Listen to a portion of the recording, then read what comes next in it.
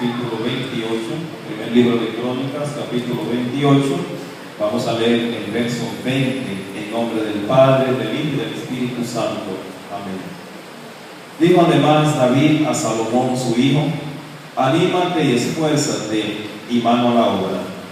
No temas ni desmayes, porque Jehová, Dios, mi Dios, estará contigo. Él no te dejará ni te desamparará hasta que acabes toda la obra para el servicio de la casa de Jehová. Amén. Señor, gracias por tu palabra que es vida y vida en abundancia. Te pedimos que al interpretarla en esta mañana, la misma sea de bendición para tu pueblo. Habla, Señor, te lo rogamos, en el nombre de Jesús. Amén. Seguramente todos ustedes saben cuál fue la trayectoria de vida de David. Y saben que estas palabras que él dice es ya en el marco de lo que fueron sus últimos años, quizás. Y esta palabra las dice no solamente frente a su hijo Salomón, sino también que pronuncia estas palabras frente a las principales autoridades del pueblo. Si usted comienza a leer todo el texto, va a encontrar que dice que él, además de llamar a Salomón su hijo, convocó a los sacerdotes, a los ancianos y a todo el que tenía algún tipo de autoridad en el pueblo. Y estando listo ya para entregar el trono a Salomón, que sería su sucesor, dice muchas otras cosas acerca del proyecto que había tenido en su corazón de construir la casa de Dios, pero que no había podido a causa de una orden que le había dado Dios cuando le dijo: no me construirás casa, porque eres hombre de guerra y tus manos están manchadas de sangre. Ahora, las palabras que él dice a Salomón de manera especial en este verso 20 son muy importantes. Si tomamos en cuenta que Salomón había tenido y también iba a tener en el futuro que bregar con aquella lucha que se había dado entre los hijos del rey por ocupar el trono que su padre dejaría. Y una de las cosas que dice está en este verso 20. Lo primero es: anímate. Y es importante que en este contexto y en este marco aquel hombre llame a su hijo a que se anime, es decir, llénate de ánimo. Y mire, yo no sé si David pensaba como pensamos nosotros o como pienso yo de manera particular, y es que hay personas que asumen ciertas posiciones, pero lamentablemente no tienen ánimo ni siquiera para morirse.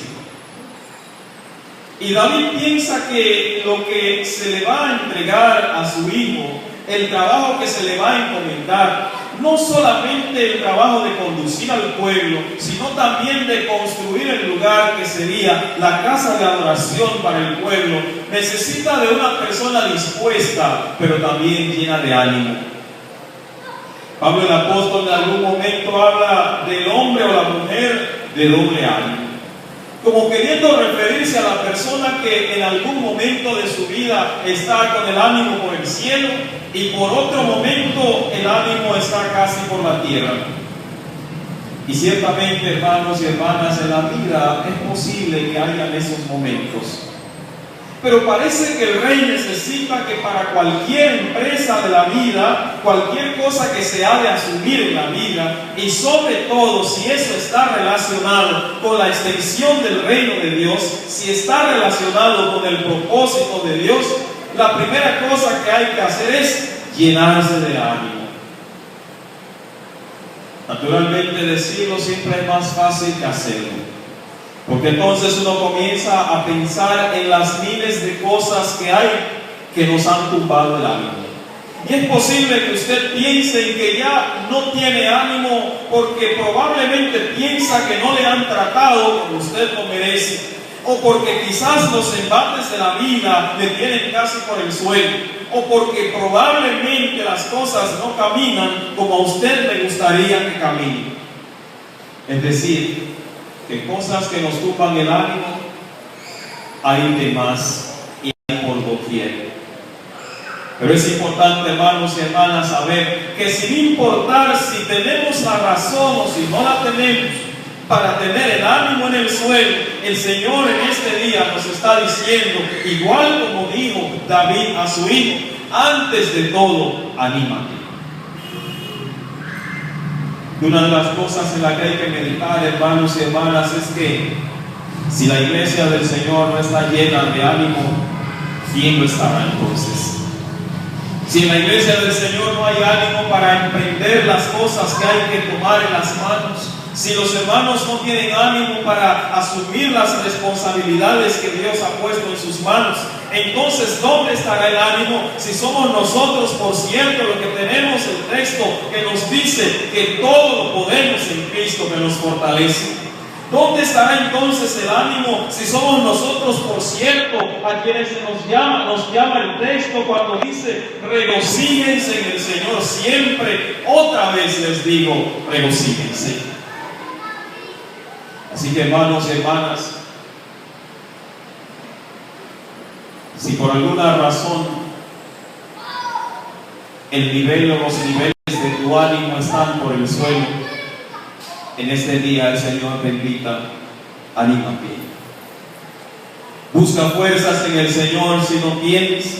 Y es que, hermanos y hermanas, para animarse, esa es la primera cosa que hay que reconocer, que todo ánimo, todo gozo, toda fuerza viene de Dios, que a fin de cuentas es el dueño de la obra, es el autor de nuestras vidas, es el que nos conoce a plenitud y es el que también al final de cuentas está en medio de su iglesia.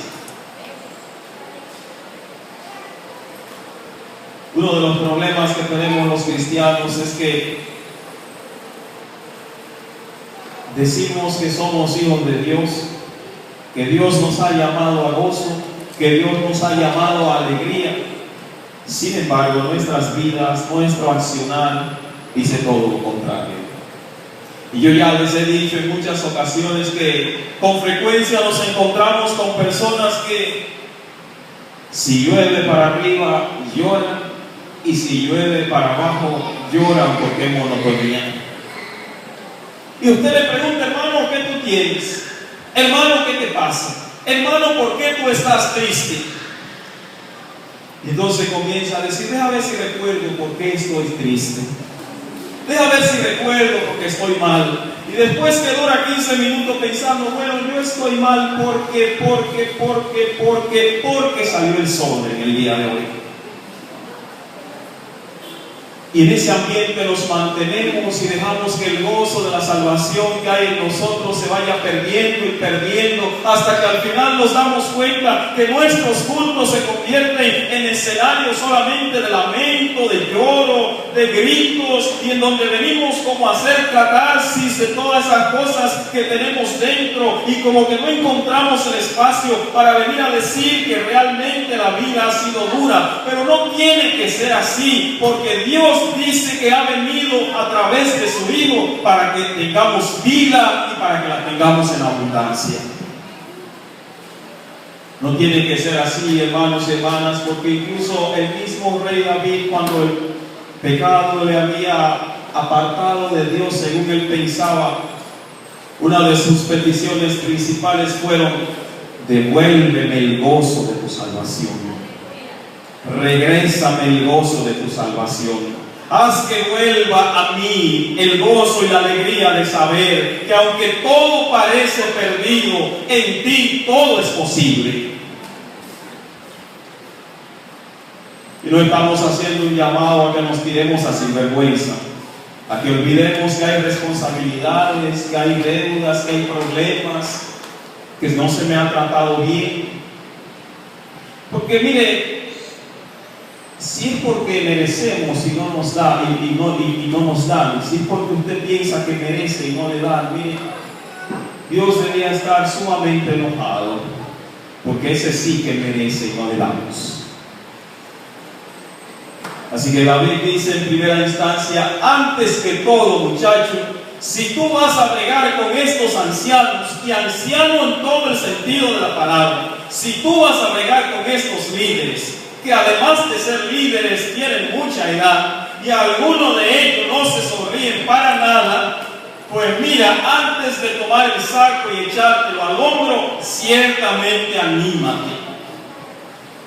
Porque si es con la cara de avioncito de papel que tú lo vas a hacer, olvídalo. No vas a lograr nada. Porque vas a encontrarte más quienes te van a decir que así no es, que no vayas por ese lado, que no te vayas por ahí. Y recientemente ustedes vieron en el Facebook y en todas partes la muchacha que intentaba animar al público y decía ánimo, ánimo, ánimo, pero sus brazos estaban como que realmente les faltaba el ánimo, e intentaba que la gente se animara, pero su rostro decía todo lo contrario. Para nosotros no puede ser así. Nosotros cantamos Jesús está pasando por aquí, y cuando Él pasa todo lo transforma, se va la tristeza y llega la alegría. Entonces, si es así, lo primero que se necesita en ese contexto es, hermano, que te animes. David dice también, cuando te llenes de ánimo no es solamente para brincar de un lado a otro, esfuérzate, esfuérzate. ¿Sabe que hay mucha gente que está llena de ánimo, pero no está esforzada? No se esfuerza por el cumplimiento del deber. Entonces son vagos alegres, son haraganes gozosos. El texto dice, anímate, pero también esfuérzate. Si es que se dice aquí que nos esforcemos, y a Salomón si se le está diciendo esfuérzate en este contexto, es como si se nos estuviera diciendo en este momento a nosotros, con solamente alegrarnos y tener ánimo no puede ocurrir todo.